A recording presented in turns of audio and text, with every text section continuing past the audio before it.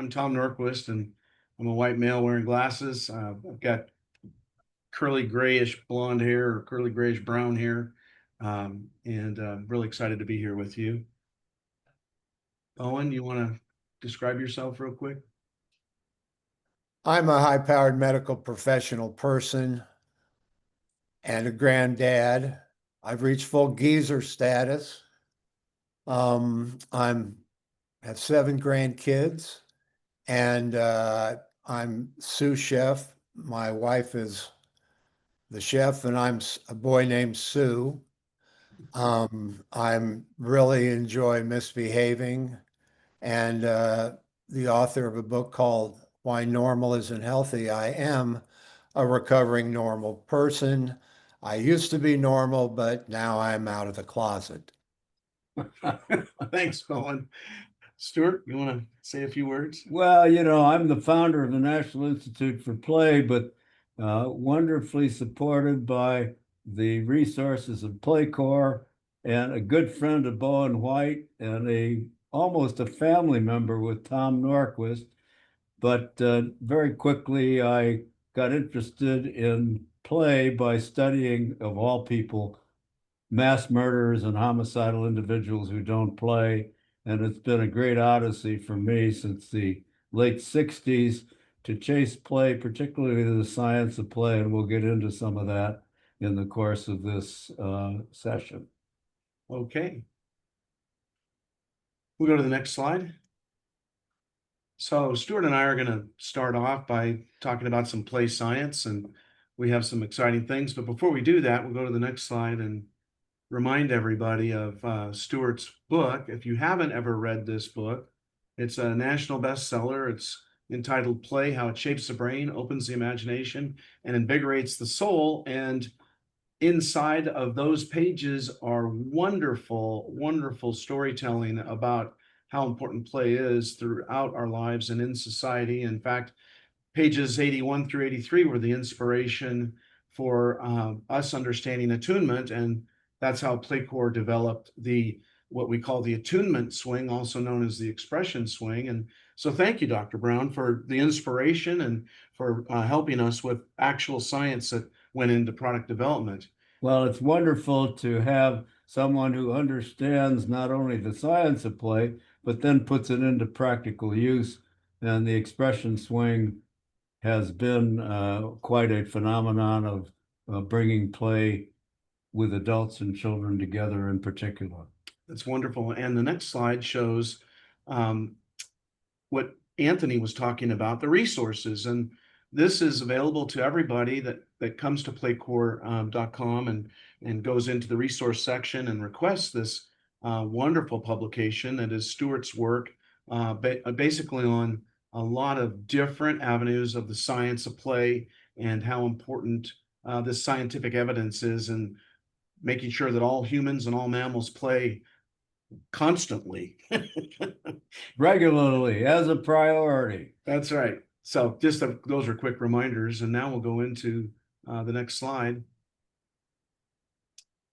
So we're going to talk to you about how play supports mental, emotional, physical health throughout your life. And what you're seeing here is Stuart bouncing on an in-ground bouncer at the Boneyard at my residence in Fort Payne, Alabama.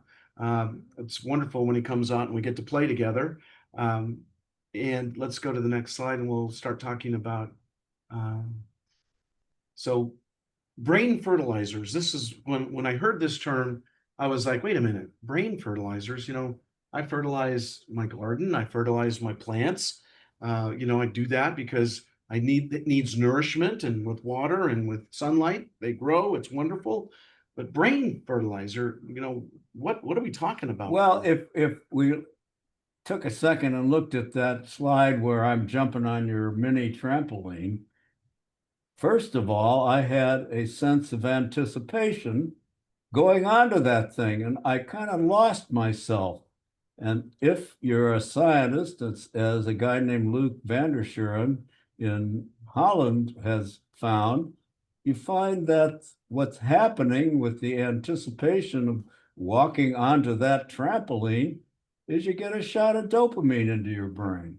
And that makes you full of anticipation and being ready for the rest of the array that play brings. So That's nice, 'cause that's that's part of the fertilizer. that goes right into our next slide, which is anticipation, a jolt of dopamine, what you were talking about.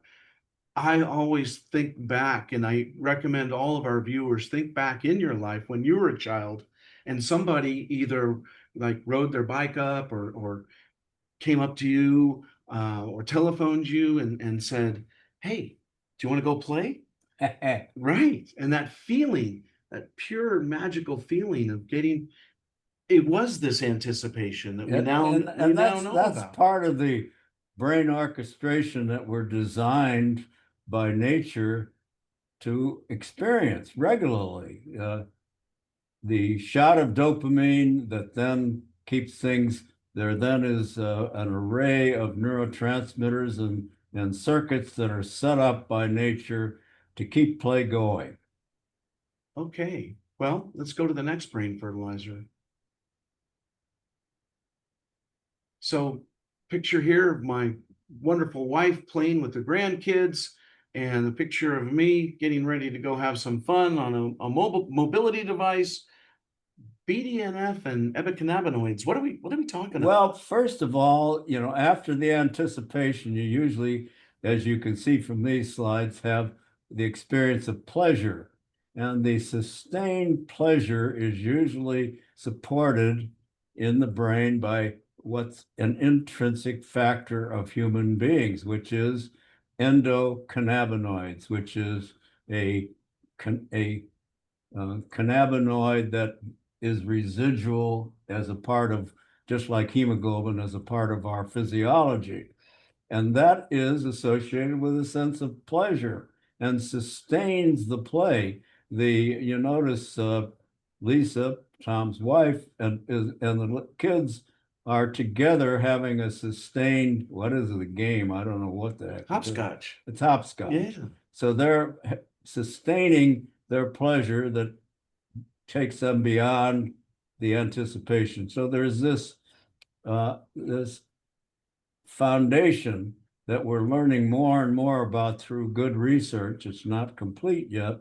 That says, what is this orchestra of play that's being sustained by nature and being sustained by our individual experience of play? Okay, well, let's move on to the next brain fertilizer because we're all excited to hear Dr. White.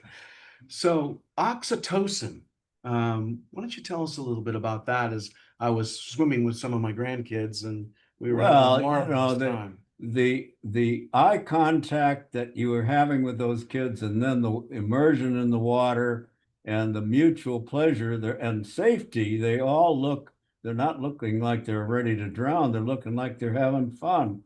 That is usually sustained by oxytocin.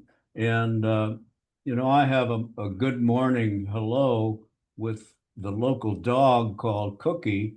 And when Cookie and I have eye contact, there's been evidence in the Department of Veterinarian Medicine at Davis that when a dog makes contact with a human and there is this visual joyfulness that's a part of the play between the two, you get a shot of oxytocin from your own self and the dog gets some too. Wow. Well, you can see you're going to throw one of those grandkids up in the air and they're going to be getting they love that. A jolt of oxytocin. They love that. Okay, and we'll go to our next slide.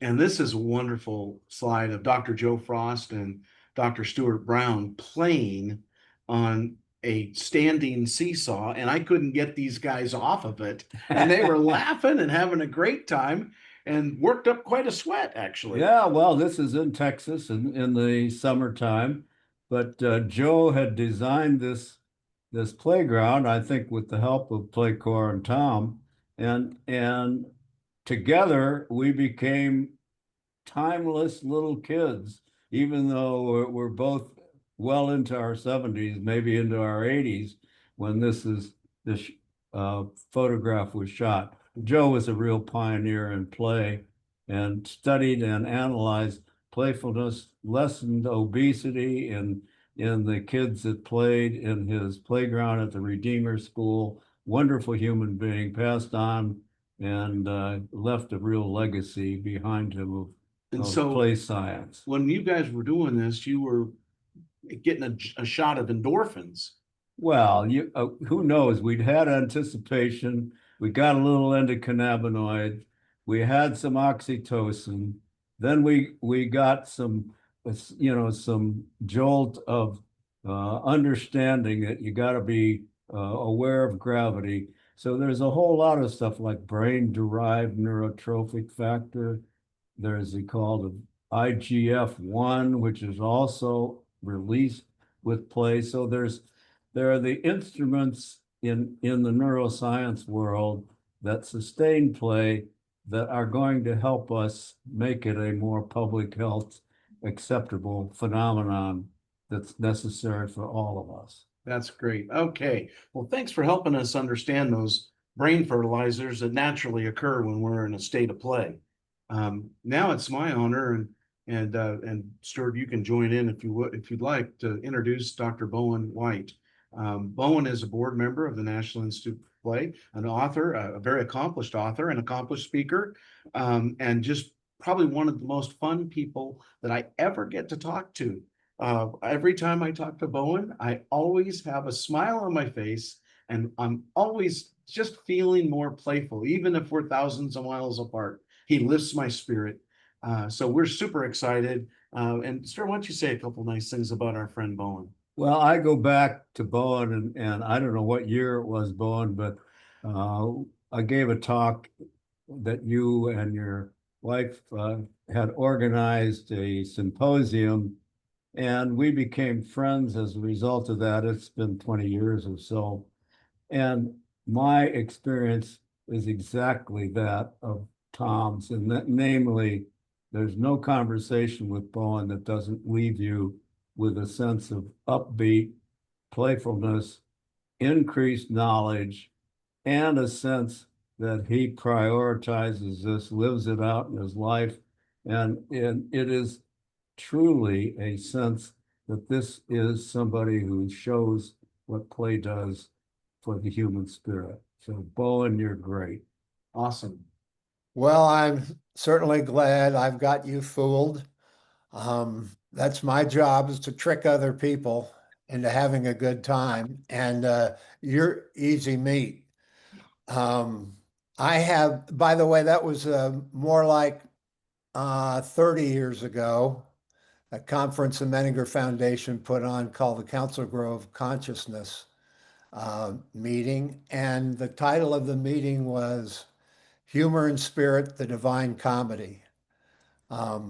And you had just done, I think, the Animals in Play issue of National Geographic. Correct. And the video, and it was spectacular. And it's been a joy in my life to co-conspire with you to help infect other people with the importance of play. So it's an honor for me to be here with you and your friends, seen and unseen. And I'll pick up the ball and run with it if it's okay with you guys. No, are we kidding? It's great. Let's do it. Do it. Well, I had a homework assignment, and my assignment is to initially talk about 3 strategies for incorporating playful practices into daily routines to reduce stress and improve well-being. Well, the first thing I'd like to do is to say, when we were growing up, we as kids all learned the same thing. We heard the secret to success is hard Work. That's right. Hard work is the secret to success. Now, how many of us, can remember, telling our kids when they were growing up, now remember, if you want to get anywhere in this world, you need to play more. You know, yeah, forget your homework, get out there and play. Actually, when we were little kids, that was one of the things that parents would do. They would say, in the summer, you don't have homework, so get out of the house and go play. And Yeah. as Tom said, we when someone came to the door and said, "Hey, can Bowen come out and play today?" It was like, wow, yeah, I can go. And you don't know what you're going to do, but you know you're going to have a great day. And it's all about play. In fact, you're having so much fun, a lot of us in the summer, because it stayed light so late, we might miss dinner or get home late for dinner because we were having so much fun. We forgot. We were lost. The sense of time went away and we were totally in the zone. And whoa, those were great days.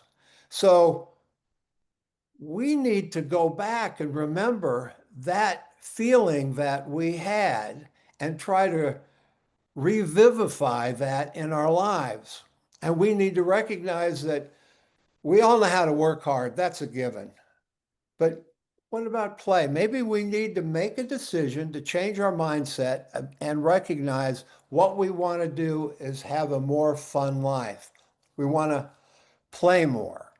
And the only way you're going to start doing that is to recognize that your energy follows your attention. You only have energy for what you pay attention to. And our attention is driven by what is our intention? What kind of person do we want to be in the world? And once we decide we want to be a fun person, then we're going to pay attention to opportunities for play and misbehavior. And I mean that in the best sense of the word, because normal isn't healthy. A lot of grown-ups quit playing when we got to be grown up. And we think play is something we watch other people do on TV. And we have to recognize that maybe we need to change our mindset and pay attention to the fact that we want to have more play in our life and be more playful as a grown up. On the road to becoming grown ups, a lot of us have worked hard, have become successful to a certain extent that we've been able to raise a family and put money aside for retirement, help kids get through college. And we might go watch the grandkids play, which is really fun, but it's more fun to play with the grandkids. So if you want to have a more fun life, hang out with your grandkids and get down there on the floor and get dirty because you're going to have a great day. And talk about attunement and bonding. That's happening right there. And those are things your grandkids are going to remember the rest of their lives. And you're going to have a great day. So work hard. Maybe we need to decide, let's work playfully. If we Excellent. work playfully, we'll have more fun at work, be more fun to work with, and probably be more creative in our problem solving. And when we get home, more fun to be with when we're at home. And how? So we need to play more. And that's a beginning. Anthony, go to the next slide. Now, another thing to consider is just as a thought experiment. Pretend you went to the doctor and the doctor said you only have 6 months to live. And because you only have 6 months to live, you decide you want to make them the best 6 months. Well, how are you going to make them the best 6 months? Well, you've already decided you want to have a more playful life. So you're going to squeeze more play into every day. And when you decide to do that, you've got the fun factor front and center when you get up in the morning. Okay, I've only got 6 months. I want to make sure I want to be more playful. And I may start, when I get to the office. When I get to the office on Monday, when I get in the elevator and somebody else comes in, I think I'll say, TGIM. I mean, have you ever heard TGIM? I mean, we've heard TGIF, but you don't hear TGIM. What? Oh, I never thought about that. What if you do think about it and you decide, yeah, thank God it's Monday. So every day is fun day when you only have 6 months to live. Now, how are you going to remember that that's what you want to do? Well, take out your calendar and on your calendar, put two letters at random throughout your calendar for the next 6 months. And NB are the two letters. NB stands for nota bene. Some of you have, read some things and, you may have seen the NB there. That means you're supposed to pay attention. And actually, the thing is, by seeing the NB, it says, pay attention. Am I having fun? And if I'm not, I'm going to figure out what is a way to do that. One way to have fun at work is to go talk to somebody instead of emailing them and tell them how much you appreciate getting to spend time with them every week. And when they were gone out sick, you missed seeing them. And you just appreciate getting to work with them. And that may surprise them, but it will make them feel better and it'll make you feel better.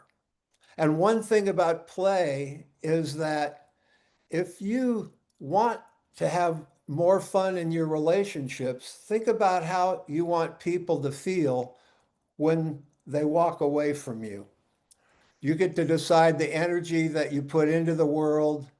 And if that's playful and kind and fair, if it's not fair, it's not play, you're going to be spreading joy wherever you go.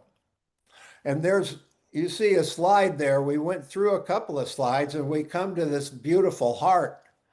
And this heart is a reminder of something that when we're growing up, if you think about life as a movie, when you were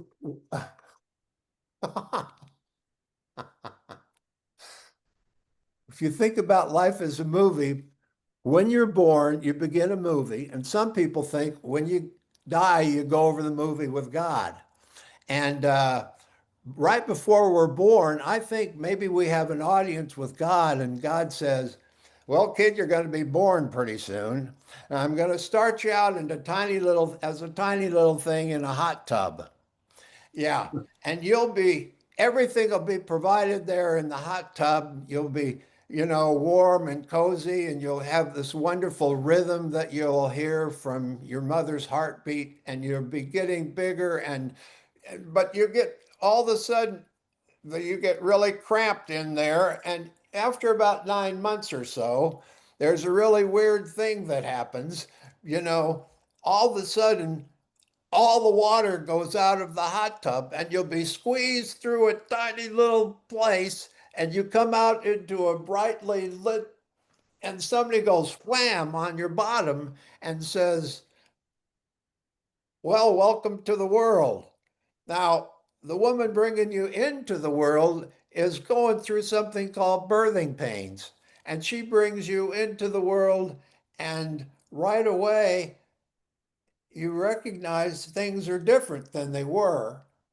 And the woman bringing you into the world is suffering through these birthing pains, but she's so full of joy at the same time because you are this new life in her life. And she's so happy to see you, and she holds you, and you hear that sound that you had heard, her cooing and her singing to you, and you know you're safe. And that's a reminder that in the world, when you're safe and well fed, that you are born to play. And as you're playing, you will be learning things. And it starts right then, that this person that's taking care of you is that special person that's going to help you grow and mature and develop into what you potentially are. Now, your job as you're out there in the world is to remember me, do all you can to help other people, and then come home. And that's the beginning of our movie. We all start our movie the same way. And today is the intermission of the first reel of your movie. You were born and you got to today, and now it's intermission. And you have been programmed to get to this spot in your life exactly as you are, and you've done the best job you can with the information you got about how to do grown up. But now you're at the intermission of your movie. Everybody else gave you direction and script about how to be a human person, and you are a grown up person. Now that first reel is over. You're at intermission. Your second reel starts when this webinar is over. And you get to decide what you want to do with the second reel of your movie, because you now are the writer, director of the script of your own life. The first reel was REEL, the second reel is REAL. To be the person that you want to be. And that begins right now. Now, you see a sign on my office door there. When patients came to see me, they saw the first thing, the sign on the door said, "Caution, beware of doc, enter at your own risk. I make mistakes every day." So, guess who I put the sign on the door for? Myself, because it's true. And I wanted my patients to know if they wanted perfect, I was the wrong doctor to see, because perfect is not for human beings. So, by being vulnerable with my patients in that way, when they saw the sign, they went, maybe this won't be so stressful. Kind of stressful to go to see the doctor, because our training is about what's wrong with you. And that's a weird concept when you think about it, because we know there's a lot of things wrong with us, but what are we capable of? And you go through the door and you come in and you feel like, wow, this is a safe place to be. And in that safe place, you can risk taking a journey with someone who's interested in taking that journey with you in the second reel of your life, to help you create the script for your own life.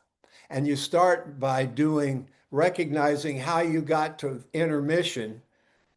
That's what they were at when they came to see me. They were at intermission. And then they could start the second reel of the movie. And they got in touch with what had heart, meaning, and passion for them, and let what was in their own hearts drive their behavior in the world. And what became most important clearly in their own eyes, instead of just doing what was urgent, the next important grown-up thing, they recognized what was most important were their relationships. So their relationships being the most important thing, what they wanted to do was have those precious moments being the ones that allow other people to know in our life how lucky we are to be their parents, how lucky we are to be their spouse or to be their child, and know that we feel like we want to have the best possible authentic, real, close relationships that are available for human people to have. And that means that we have to let go with worrying about the mistakes that we make, because we're all going to make mistakes in trying new things. When you write the script of your life, you might want to decide to try something that you failed at in the past. Maybe a marriage didn't work. Maybe there was something you wanted to try, but you weren't willing to risk failing at. But if you recognize that the way that play works, play is when you're playing, there's no mistakes. You're trying things out creatively, and through trial and error, you work through the mistake-making process to grow and mature and develop and express more of your potential. And that's how you reach mastery.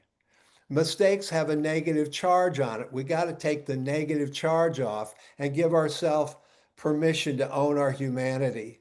And in owning our own humanity, we also allow the humanity of other people to be honored.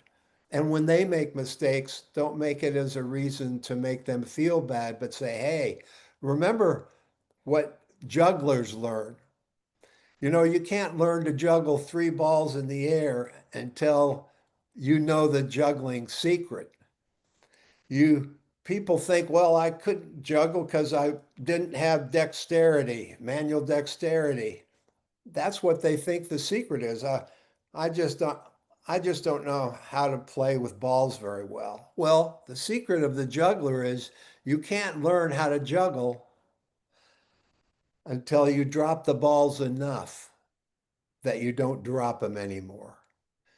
And most people, when they try the new thing, they don't get it right away, and they notice somebody else that learned it right away, and they use that as a reason to say, well, I guess I'm just not any good at that. You have to be willing to fail enough to earn the right to have mastery. And that is something that we can all do. We are our own control group. In order to have science you need to have control groups. We are our own control group. The first reel of the movie is our real life experience. We come to intermission and we got all of that data of our life. What do you want to keep?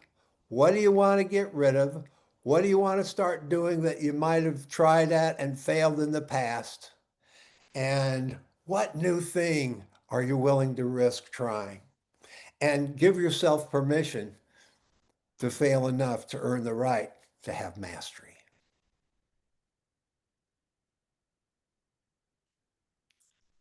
Okay, Hey, that was good. not only good, it's profound. It was. Um, so Whatever. what was It's quick? so fun to get to be a human person doing our human things and taking ourselves a little less seriously on the road to becoming that which we want to be. I love it. And Hey, we need to have other people in our lives, the close relationships that will support the lunacy of us being healthy in a culture that's not. Okay, why don't we switch and go to the Stuart and Jane? well, I hate to not have more Bowen, but We'll do Bowen with questions and answers. We've got. okay. But here's a picture of about a year ago when Jane Goodall gave a standing ovation lecture about her life to a group of about 1,000 people in Carmel. And since she is a board member, was a board member, she passed away October 1st of this year, was a board member of the National Institute for Play. We had a chance to say hi to each other as a part of her involvement in Carmel, and thus this picture. But I think it's worth reviewing Jane's involvement with the National Institute for Play, and to some degree my involvement with the Jane Goodall Institute, where I also was a board member for a number of years. But in about 1970, Jane published a story about two chimpanzees, a mother and daughter, Passion and Palm, who were homicidal. They had killed other chimpanzees and cannibalized them. And she had published this in the National Geographic and elsewhere. And I didn't know her at all, but I found her address in Gombe, where she was observing the chimpanzees at that time. And since I had studied homicidal males who didn't play, I wondered, since the chimpanzees have 99 point something of the same DNA as we do, whether or not there was something strange about about Passion and Palm. So she answered the letter that I wrote, this inquiry I wrote, and said, oh, Passion and Palm were really something else in the chimpanzee troop. Passion, which is the mother of Palm, was poorly mothered. Her daughter was herself a very low-ranking chimpanzee maternal model, gave every sign of being disturbed and raised a playless child, which is very unusual in chimpanzee world. And so Jane said, well, I'm going to come to Los Angeles to give a talk at USC. I'd like to meet you. I lived in San Diego at the time. So we met, and it was a very interesting meeting. And I told her I was very interested in understanding the full evolutionary background and history of play. And she said, very, very intensely, looked at me in the eye and said, Stuart, you'll never understand play until you see it in the wild in Africa among its animals. Well, subsequent to that, I think you heard at the beginning of this webinar that I worked with the National Geographic. Well, Jane hooked me up with the editor and others of the Geographic, and for 4 years, part-time, I was able to study animal play in the wild. And without Jane's help, that would not have happened. But it also meant that I got to know this remarkable human being, a pioneer, courageous, who with her mother spent the first year in Gombe in a rainforest, basically observing the chimpanzees until she saw David Graybeard, an elderly chimpanzee, take a stem, put it into a termite nest, pull the stem out, eat the termites, and realize that this was a tool.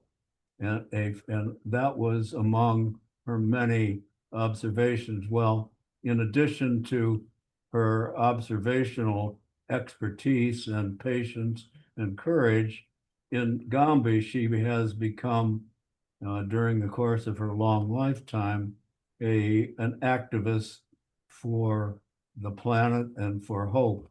And the Jane Goodall Institute is a way of providing both identity and attachment to the planet for kids that has been worldwide. So it's an honor for me to recognize Jane, to have spent time with her, to have had her advise us, the National Institute for Play, and certainly to be over the years, a good close friend of mine, which I feel very honored to have experienced. So that's my PAEN to Jane Goodall. Wonderful human being. The world's different because of her, and what a role model for people like my two of my grandchildren, women who have met her and were terribly impressed and influenced by her, the purity of her motivation. And our own Jenny Sumrall, who helps us with a lot of our core outreach activities, is a huge fan of Jane's and has been extremely positively influenced by Jane and her work. So it is she's touched millions and millions. She touched millions and got a lot of, there's been a lot of publicity, and I certainly have had a lot of personal communication from friends of hers who knew of how involved she was with play and with, in particular, with play through the lifetime. And getting to know Jane's mother before she passed away and understanding the tolerance that her mother had for Jane's interest in things like dirty worms as a little tiny girl and the dog from next door really set her on her way to Africa and her pioneering life. That's awesome. Let's go back to the slide where we have the reel and the intermission and the reel. There we go. So Bowen, Yeah. when we are in the first part of our life, tell me what's going on and lead us into that. I'm really excited about this new chapter that I hope we're all going to start after listening to you. But you know, what's going on with us when we're in that first part before in that first reel of the movie, we come in and we just talking about things we share in common regardless of our differences. What we share in common is we all learned there's only one way of doing things. That's Right way. if you can't do it right, Don't do it at all. and if you really want it done right, Do it yourself. right. So we all had to learn the right way to do things. But the problem is we didn't do it right the first time. I mean, we had, it's not like we just came in and started walking around. I mean, we, have this long period of from being an infant to about 25 when we finally have reached full maturity, including the maturity of the brain. We were learning stuff, but we had to learn through trial and error. And the thing is, to begin the life, we learned to walk after, we first crawl, and then we see other little ones walking around, and the grown-ups are and we, crawl over to something, and we pull ourselves up, and we stand for a second, and then we fall down, and we don't go, oh damn, what the hell's wrong with me? Little Jimmy's walking all over the place. He's 2 years, 2 months younger than I am. I mean, it's not like we go, oh, what's wrong with me? We just get back up and we pull ourselves, and then we walk and fall down, and I get knocked down, but I get up again. They're never going to keep me down. I'll get knocked down. And we finally walk around, and then we learn other things through the same process, trial and error. And thing is, it was okay to make mistakes early on, like the falling down and getting up. But then, we learned this only one way. That's the right way. We make mistakes. And, Tommy, how many times do I have to tell you to chew with your mouth closed? We're here at the church supper. There's food falling out of your face, and there's a little pile in your lap. Now, what's wrong with, I mean, you're 5 years old, for Pete's sakes. How many times do I have to tell you? Chew with your mouth? Mouth. Close. Right. Yes. And every time, we hadn't failed enough, but eventually we learned to chew with our mouth closed. We learned a sense of propriety, but we made the mistake, and every time we made a mistake, we got our feelings of inadequacy reinforced. When we finally learned to do it right, the parent says, oh, little Tommy, your father and I are really proud to see you finally learned to chew with your mouth closed. Thank you very much. Yeah, and if, we go out in public now, don't forget, your reflection on the whole family. Oh shit, I'm 7 years old. I hope I don't screw up. And, so we make these mistakes, and we get our feelings of inadequacy reinforced. So we all have the secret that we share we don't talk about, that we all have that part of us that has those feelings of inadequacy that never goes away. The voice inside the head of the adult, there's still the voice of the parent in our own head. What's wrong with me?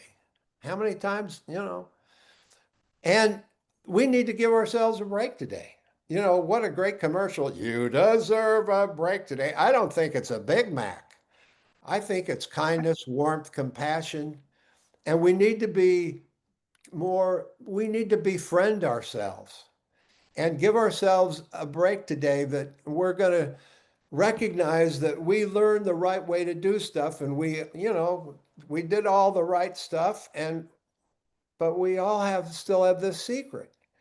And what that part of us knows is we just keep doing what we already know how to do right, and don't try anything new and risky that we might fail at, then we're safe. And the problem is, staying safe means you quit growing developmentally. We are meant to continue to grow and mature and develop throughout the life cycle, to continue to be playful and experimental minded and curious throughout the life cycle. We are neotenous beings. We're meant to maintain the wonderful traits of the child throughout the life cycle. And it's even supported in the wisdom literature, including our tradition here in the West. Least you become as a child, you cannot enter the kingdom. And I'm full geezer status. You don't have to wait till you're a full geezer to get into your second childhood. You can reactivate that part of you that wants to continue to take the risk of trying the new thing, even though might make a mistake. Play means to take the negative charge off the mistake-making process. Beautiful. Yeah. Absolutely. So when we talk about the new real and being REAL, Yes. we're talking about um, trusting ourselves and trusting our heart and doing things that we might not have done back when we were in our first chapter of our EEL. So could you kind of talk about how some tips on how you go about doing things like that? And then, one of the things, Bowen, that you've influenced me is understanding that I personally feel like I've let a lot of my friends over the years down because I have not maintained that playful relationship that we had. And I've had conversations with some friends, and we're now getting back together with our high school chums, and it's like we're looking forward to these times together. And it's just great to you've been coaching me and helping me, and I'd love for you to do a little of that to help our audience so they can feel more comfortable being playful. Well, I'm friends with this lunatic Patch Adams. Robin Williams played the character Patch Adams. When the movie came out, they sold it as laughter is the best medicine. Mhm. Well, it's laughter's not the best medicine. It's a great social lubricant. Friendship's the best medicine. We all need each other. We belong to the church of each other. We all need each other. And what we need the support to allow us to be able to risk being what we potentially can be. And we need to allow friends to know how they can help us do that. That means we have to risk being vulnerable. And that part of us that has those feelings of inadequacy has a little problem with being vulnerable. So we Yeah. have to recognize we don't want that part. I call that part of us the scared one, the scared guy, scared gal. We all have that part of us that wants to, and the motto of this is safety and security at all costs. Well, playfulness often involves risk taking.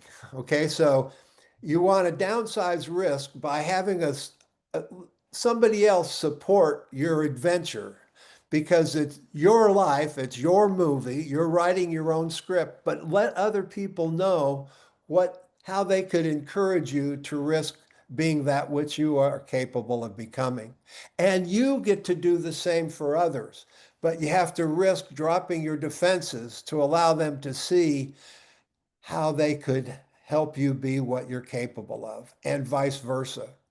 And that kind of closeness and that kind of relationship, um, you know, you can try something and then report back to your friend.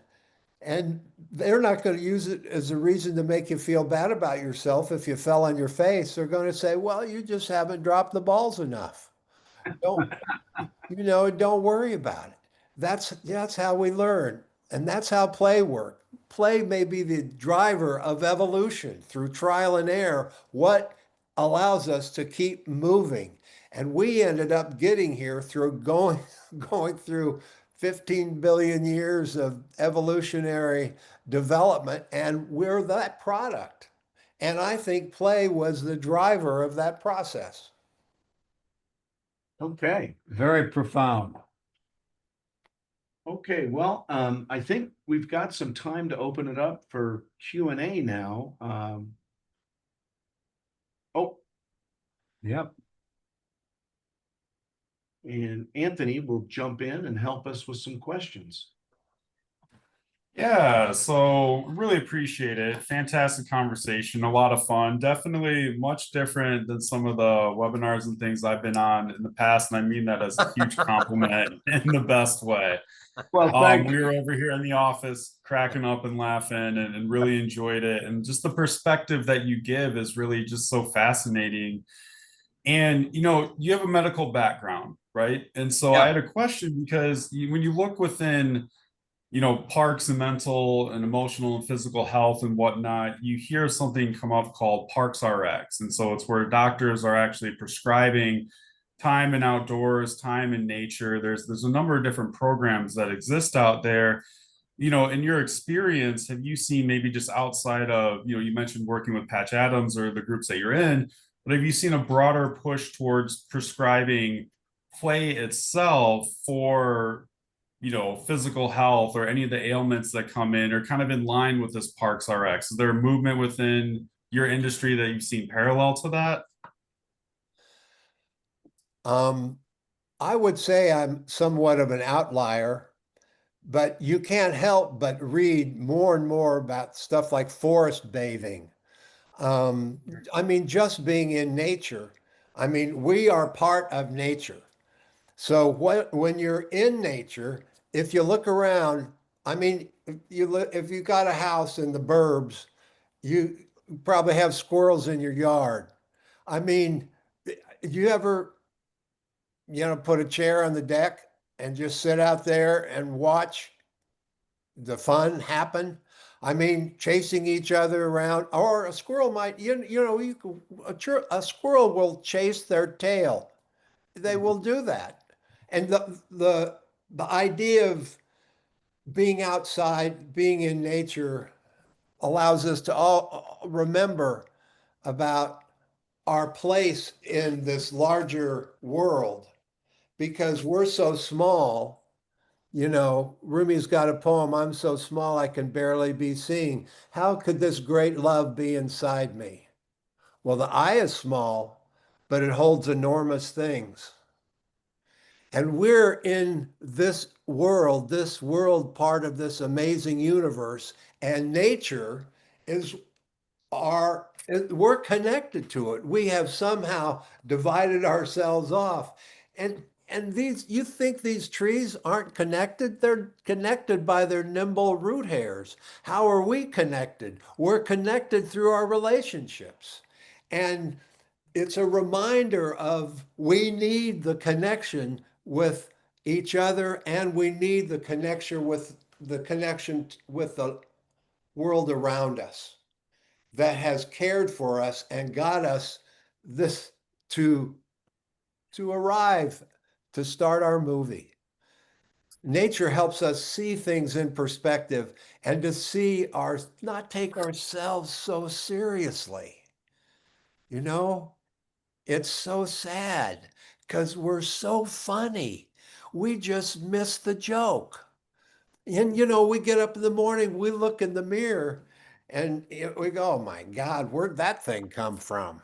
I mean, you know, you know, we forget we're connected to something much larger than ourselves, and play allows us to access some of that kind of energy where you lose yourself, small sense of self, and experience flow and deep contentment.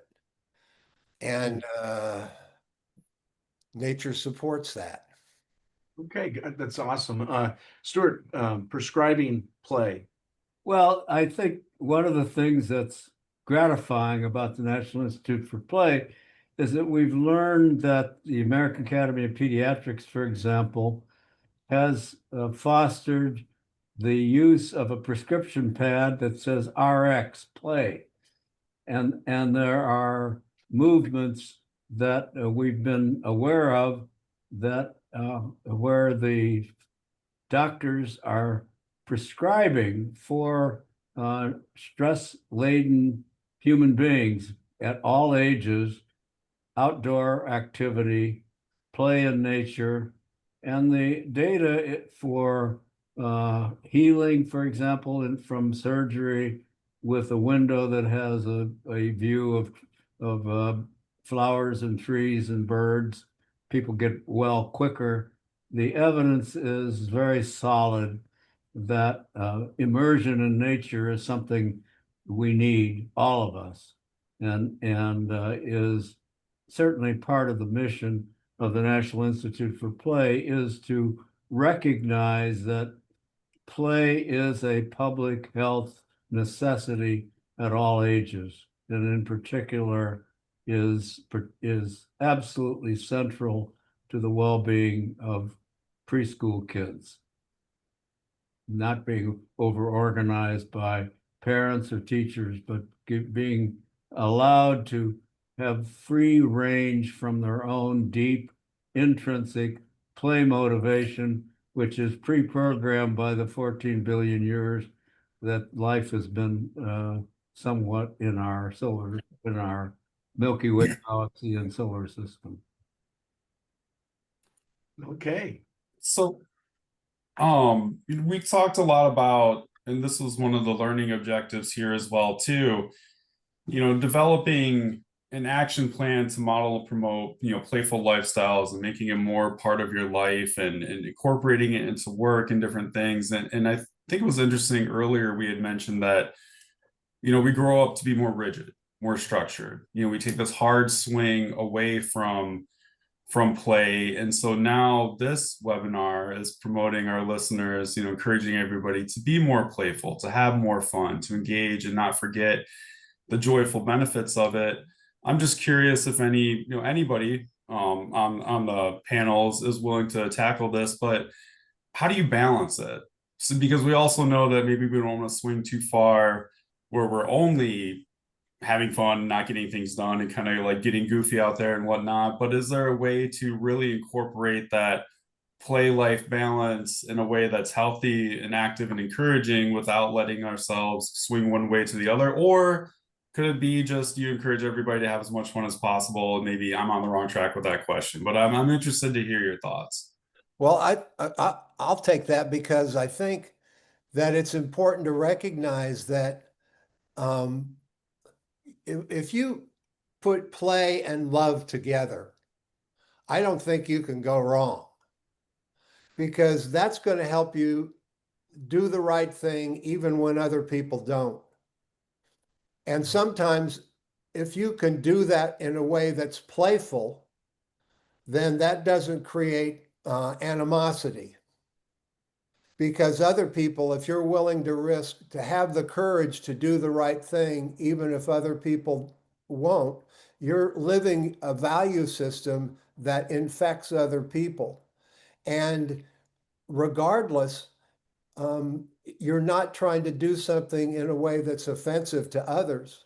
I mean, we all need to make a living, and we've heard how important it is to be, to be successful and to be able to be responsible members of the community. And then it's becomes about what's it mean to become a happy person. And we know that money doesn't do it. But if you recognize that you can be with other people in a way where you're solving a problem, but you're doing it in a way it's not a hard sell, it's a soft sell. It's like money. Okay, here's as grown-ups we've heard, people take, okay, here you go, Anthony. People take their money what's the word? People take their money very Seriously? Yeah, how do you know the answer? Okay, we all know the answer. People take their money very seriously. Well, guess what? People take illness very seriously. Well, I discovered being around really sick people, guess what? Really sick people, seriously sick people, what do they want? They want to feel better. Well, guess what? I thought I knew how to be with sick people. I wouldn't, I'm, really loving, trying to be a loving, helper person. Yeah. And someone's suffering. I thought I knew how to be with suffering people. And if the tear came to my eye, I didn't try to brush it away. Well, that is one way to be with people, but there's another way to be with people that are suffering. And that's the light and buoyant and playful thing I learned from Patch and from being a humanitarian clown. We've taken wounded war vets to Guatemala. You know, they put on a uniform got a rifle and went to war and came back with PTSD and other problems. And now these wounded warriors went to Guatemala to go to hospitals and orphanages and homes for people with developmental disabilities, etc. Only they went now not in a uniform with a rifle. They went with a red nose and a clown outfit that they created and were one-to-one with other suffering people in a playful way. And guess what happened? They ended up having fun, A lot of fun. a lot of Yeah. fun. And also touching moments where there might be tears in their eyes. But it was through play that allowed them to make that connection. And when they went back home, you can see a movie, Clown Vets is the name of the movie. It's free on YouTube. And you get to see how their lives are transformed by being in a playful way with suffering people. If you're depressed, if you're having a problem, go find another suffering person. Hang out. Be present. And you'll be a gift in their life, and it will be a gift to yourself. Deep listening's possible once you get to that place of connection. But ironically, people take their money very seriously. But they also take their money very personally, just like illness, they take very personally. But people also take their money very personally. They give it very personally. What kind of person do you want to be? What kind of person do you want to give your money to? A fun person, one that always treats you fairly. If it's not fair, it's not play. Oh, And I'm just going to add a little bit to that because I've been blessed with working with Bowen and Stuart for over a decade, and I can tell you that it has changed my whole work demeanor, and my productivity has gotten tremendously higher and better even as I've aged beyond retirement age. I'm more motivated now because the work that I am involved with, play is the central glue that holds it all together. And we do things in a playful manner. We get along, we work together. Anthony, you know this because we work together. Whenever we get Yeah. together, we're always doing something in a way that we choose to make playful. Even when it's a hard task, we make it playful. And that's an attitude. That's a thing you can train yourself to. You can choose to be playful. You can choose to go and be with your friends and be playful. You can work with people, and it's like Bowen has said, you can trust in your coworkers in being playful so that together your work is more productive. It's amazing. Yeah. And creativity, oh my gosh. Play is the absolute secret to creative thought process. When you have a problem and you're stuck, Stuart and Bowen would tell me, Tom, when you get stuck on something, stop it. Go out and do something completely not related but fun. And all of a sudden, in the back of your mind, boom, the answer hits you. It's like the weirdest thing, but it's true. I don't know why, but it's it's just a fun way of life. And yeah, everything's not perfect. There's a lot of, you get difficult situations. And yeah, Bowen, sometimes we cry together, but we play and we play together in everything we do. And Bowen is the epitome of trying to help keep the National Institute for Play playful. And we appreciate that, Bowen. And how? Vice President of Fun.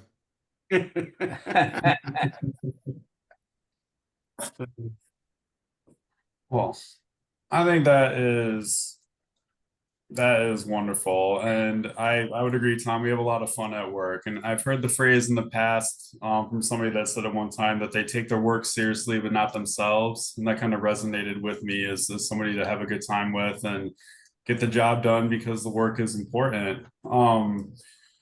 We've been moving right along right here real quick. So, I think we're kind of getting close to time to wrap things out. We've given ourselves a little bit extra time for some conversation, but we do have a few final notes that we'll roll through, and then we will say goodbye to everybody. But again, I want to thank our speakers for joining us today. It's truly fantastic. And, if you're looking to learn more, we have this in the handout section of today's presentation. So there's the power of play, the science of play, links to the National Institute, some other research as well. And on our last webinar, we talked about our play personality. So I do believe I put some information in there as well. If anybody's interested in learning more about their play personality and how that impacts their life, and maybe doing that with their team or their friends or their family or loved ones or whoever, just to kind of see how we're all connected. It's a really fantastic tool. So definitely check the resources in the handout tabs. Again, if you're looking to earn credits for today's event, or we also just look forward to your feedback. Either way, please visit your dashboard, complete the survey and quiz. You can download your certificate, and that'll be open until October 26th. We ask that you do mark your calendars as we head into the end of the year. So we have been fortunate to work with Bill Botten. He's our accessibility specialist at Playcore. We have our the first 3 parts of our on-demand series are the first 3 parts of our Beyond the Minimum series are on demand from this year, as well as previous years. And we do have a live event coming up with him on November 19th, Therapeutic Recreation Roundtable. So be sure to look into that and register with Code Community. And we have one more conversation with Dr. Brown as well, too. So December, we will be talking about the power of play, losing and finding ourselves through everyday play. If you were not able to join us for part 1 of this series that is on demand, Play for Life, How Recreation Fuels Health and Happiness, wonderful conversation with Tom, wonderful conversation with Dr. Brown's daughter and his granddaughter as well, really going through the multi-generational approach to this. So Dr. Brown, again, we thank you for all the conversations we've been able to have with you throughout this year. Additionally, we do ask that you join us next Tuesday, October 21st, as we partner with the National Recreation Park Association to talk about alternative funding. We have recently released an alternative funding guidebook, and members from the NRPA, the American Academy for Park and Recreation Administration, and also the National Recreation Park Ethnic Minority Society, along with NRPA, will be joining us to have a panel discussion about alternative funding and our resources and ways that you can help find additional funding sources within your community. And then also on November 5th, we will be connecting with our friends at the Association for Aquatic Professionals to talk about community connectedness through design and programming. If you're looking for additional resources, you can email us questions at core@playcore.com, visit education.playcore.com for more professional development opportunities, our resources page, and again, our funding tool is available there for you. So we want to say thank you very much, Dr. Brown, Bowen, Tom, wonderful conversation. We really appreciate your time and thank you for today. All right, we will see everybody soon. All right. Thank you, Anthony.